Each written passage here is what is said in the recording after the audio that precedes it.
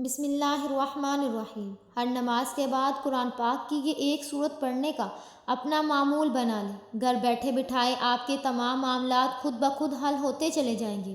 جوان بیٹے کے لیے بہترین نوکری کی آفر خود چل کر آپ کے گھر آئے گی اور نوجوان بیٹی کے لیے بہترین رشتے خود بخود آپ کی دہلیز پر چل کر آئیں گے۔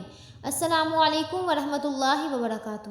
حضرت عبداللہ بن مبارک رضی اللہ تعالیٰ عنہ بیان کرتے ہیں، میرا ایک جہاد میں ایک مجوسی سے مقابلہ ہو رہا تھا کہ نماز کا وقت آ پہنچا۔ میں نے مجوسی سے عہد کر لیا کہ جب تک میں نماز سے فارغ نہیں ہو جاتا تو مجھ پر حملہ نہیں کرے گا۔ چنانچہ اس نے وعدے پر عمل کیا یہاں تک کہ میں نے نماز مکمل کی۔ جب سورج غروب ہونے لگا تو اس نے کہا، اب تم بھی مجھے میری عبادت کا موقع دو یہاں تک کہ میں سورج کو سجدہ کر لوں۔ آپ نے عہد کر لیا، مگر جب وہ سورج کو سجدہ کرنے لگا تو آپ نے اسے شرک کرتے برداشت نہ کیا اور اس پر حملہ آور ہونے لگے۔ زمین نے آواز دی، اپنے عہد کو پورا کرو۔ اب یہ سنتے ہی واپس پلٹے۔ مجوسی نے فراغت کے بعد آپ سے پوچھا، عبداللہ بن مبارک، آپ تو مجھ پر حملہ کرنے والے تھے، پھر کس چیز نے آپ کو واپس پلٹنے پر مجبور کر دیا؟ آپ نے فرمایا، جب تو آفتاب کے سامنے سجدہ ریز ہوا تو میری غیرت نے گوارا نہ کیا۔ میں تجھے قتل کرنا چاہتا تھا، مگر میرے ضمیر پکارا، جب تم عہد کرو تو پورا کرو۔ مجھے اس سے یہ سن کر بولا کہ آپ کا رب کتنا اچھا ہے کہ اپنے دوست اور اپنے دشمن کے لیے تنبیہ فرماتا ہے۔ یہ کہا اور پکار اٹھا، اشہد ان لا الہ الا اللہ و اشہد ان محمد رسول اللہ، اور دائرہ اسلام میں داخل ہو گیا۔ ناظرین کرام، اس میں جہاد کو بہت بڑی فضیلت حاصل ہے۔ اللہ تعالیٰ کی راہ میں اللہ تعالیٰ کے دین کی سربلندی کے لیے قتال کرنا اللہ تعالیٰ کو بے حد پسند ہے۔ مسند احمد میں ہے کہ سعید بن حشام رحمۃ اللہ علیہ نے اپنی بیوی کو طلاق دے دی اور مدینہ کی طرف چلے گئے، یہاں تک کہ آپ اپنے امکانات بیچ ڈالیں اور ان کی قیمت سے ہتھیار وغیرہ خرید کر جہاد میں جائیں اور رومیوں سے لڑتے رہیں، یہاں تک کہ یا تو روم فتح ہو یا شہید ہو جائیں۔ مدینہ شریف میں آپ اپنی قوم والوں سے ملے اور اپنا ارادہ ظاہر کیا تو انہوں نے کہا، سنو، رسول اللہ صلی اللہ علیہ وسلم کی قوم میں سے 6 شخصوں نے بھی ارادہ کیا تھا کہ عورتوں کو طلاق دے دیں، مکانات وغیرہ بیچ ڈالیں اور راہ اللہ کے لیے کھڑے ہو جائیں۔ نبی کریم صلی اللہ علیہ وسلم کو جب یہ معلوم ہوا تو آپ صلی اللہ علیہ وسلم نے ان سے فرمایا، کیا جس طرح سے میں کرتا ہوں تم اس طرح نہیں کر سکتے؟ خبردار ایسا نہ کرنا، اپنے اس ارادے سے باز آ جاؤ۔ یہ حدیث سن کر سید رحمۃ اللہ علیہ نے بھی اپنا ارادہ ترک کیا اور وہیں اس جماعت سے کہا کہ تم گواہ رہنا، میں نے اپنی بیوی سے رجوع کر لیا۔ اب سعید چلے گئے۔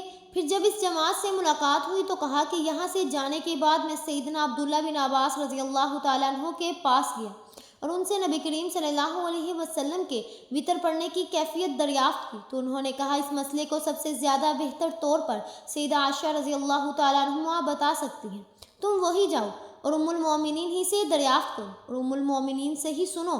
وہ ذرا مجھ سے کہہ جانا، میں حکیم بن افلا رضی اللہ تعالیٰ عنہ کے پاس گیا اور ان میں سے کہا کہ تم مجھے ام المومنین کی خدمت میں لے چلو۔ انہوں نے فرمایا، میں وہاں نہیں جاؤں گا، اس لیے کہ میں نے انہیں مشورہ دیا کہ آپس میں لڑنے والی جماعتوں یعنی سیدنا علی رضی اللہ تعالیٰ عنہ اور ان کے مقابلین کے بارے میں آپ دخل نہ دیجیے، لیکن انہوں نے نہ مانا اور دخل دیا۔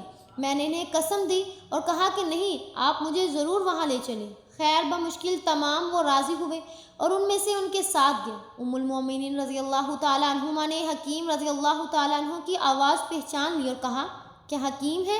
جواب دیا گیا، ہاں میں حکیم بن افلا ہوں۔ پوچھا، تمہارے ساتھ کون ہے؟ کہا، سعید بن حشام۔ پوچھا، حشام کون؟ عامر کے لڑکے؟ کہا، ہاں عامر کے لڑکے۔ تو عائشہ رضی اللہ تعالیٰ عنہما نے عامر کے لیے دعائے رحمت کی اور فرمایا، عامر بہت اچھا آدمی تھا، اللہ تعالیٰ اس پر رحم کرے۔ میں نے کہا، ام المومنین مجھے بتائیے رسول اللہ صلی اللہ علیہ وسلم کے اخلاق کیا تھے؟ آپ نے فرمایا کہ تم قرآن نہیں پڑھتے؟ میں نے کہا، کیوں نہیں؟ فرمایا، بس نبی کریم صلی اللہ علیہ وسلم کا خلق قرآن تھا۔ آپ مجھے اجازت مانگنے کا قصد کیا، لیکن فوراً ہی یاد آ گیا کہ رسول اللہ صلی اللہ علیہ وسلم کی رات کی نماز کا حال بھی دریافت کر لوں۔ اس سوال کے جواب سے فرمایا کہ تم نے سورۃ مزمل نہیں پڑھی؟ میں نے کہا، ہاں پڑھی ہے۔ فرمایا، سنو، اس سورت کے اول حصے میں قیام اللیل فرض ہوا اور سال بھر تک نبی کریم صلی اللہ علیہ وسلم اور آپ صلی اللہ علیہ وسلم کے اصحاب رضی اللہ تعالیٰ عنہما تہجد کی نماز بطور فرضیت کے ادا کرتے رہے یہاں تک کہ قدموں پر وام آ گیا۔ 12 ماہ کے بعد اس صورت کے خاتمے کی آیت اتری اور اللہ سبحانہ تعالیٰ نے تخفیف کر دی، فرضیت اٹھ گئی اور عملی صورت باقی رہ گئی۔ میں نے پھر اٹھنے کا ارادہ کیا، لیکن خیال آیا کہ وطر کا مسئلہ بھی دریافت کر لوں، تو میں نے کہا ام المومنین، نبی کریم صلی اللہ علیہ وسلم کے وطر پڑھنے کی کیفیت سے بھی آگاہ فرمائیے۔ آپ نے فرمایا ہاں سنو، ہم آپ صلی اللہ علیہ وسلم کی مسواک، وضو کا پانی وغیرہ تیار کر کے ایک طرف رکھ دیا کرتے تھے۔ جب بھی اللہ تعالیٰ چاہتا اور آپ صلی اللہ علیہ وسلم کی آنکھ کھلتی، اٹھتے، مسواک کرتے، وضو کرتے اور 8 رکعت پڑھتے، بیچ میں تشہد میں بالکل نہ بیٹھتے۔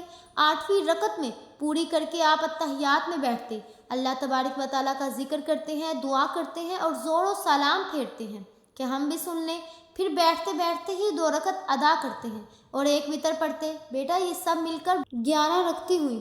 اب جب کہ آپ صلی اللہ علیہ وسلم عمر رسیدہ ہوئے اور بدن بھاری ہو گیا تو آپ صلی اللہ علیہ وسلم نے 7 وطر پڑھے، پھر سلام پھیرنے کے بعد بیٹھ کر 2 رکعت ادا کیے۔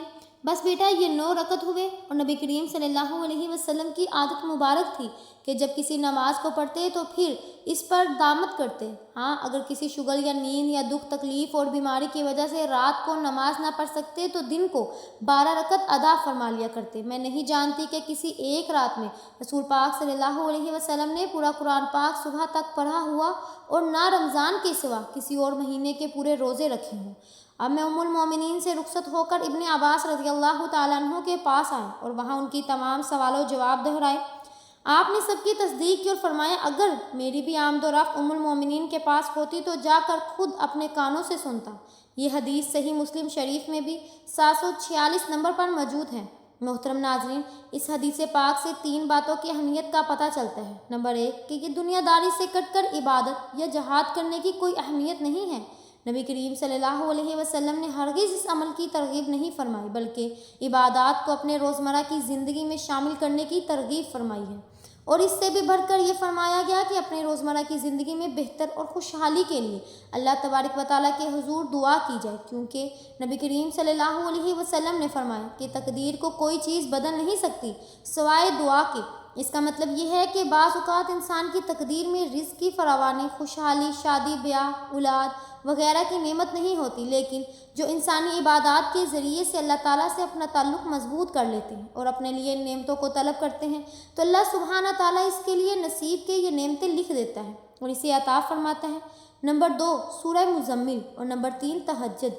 تہجد کی نماز علماء کرام اور بزرگان دین نے سورہ مزمل کی بہت بڑی فضیلت بیان فرمائی ہے۔ یہ سورت کشف و قلوب یعنی دل کی کشادگی کے لیے، ہر طرح کی نظر بد سے حفاظت کے لیے، ہر قسم کی پریشانی سے نجات کے لیے، اولاد صالحہ کے لیے اور روزگار میں کشادگی کے لیے، برکت کے لیے، روزگاری کے لیے اور قرض سے نجات کے لیے، کسی بھی قسم کے مقدمے سے خلاصی پانے کے لیے اور اس عمل کے لیے تہجد کے وقت میری آنکھ کھل جائے، ان تمام حاجات کے لیے سورہ مزمل کا وظیفہ بار بار آزمودہ ہے۔ اس کے علاوہ مرحومین کے ایصال ثواب کے لیے اور جو جوان اولاد کی ترقی کامیابی کے لیے بھی سورت کا عمل انتہائی مجرب ہے۔ جو لوگ ہر نماز کے بعد صرف 1 مرتبہ سورہ مزمل کی تلاوت کرنے کی عادت اپنا لیتے ہیں تو ان کے دن بھر کے تمام کام اللہ تعالیٰ کی رحمت اور برکت سے ان کے گھر بیٹھے بٹھائے ہونے لگتے ہیں۔ لوگ خود بخود چل کر ان کے پاس آتے ہیں اور ان کے معاملات بطریقے احسن سر انجام پاتے ہیں۔ لیکن اس سورہ مبارک کو اپنی روزمرہ زندگی کا معمول بنا لیں، انشاءاللہ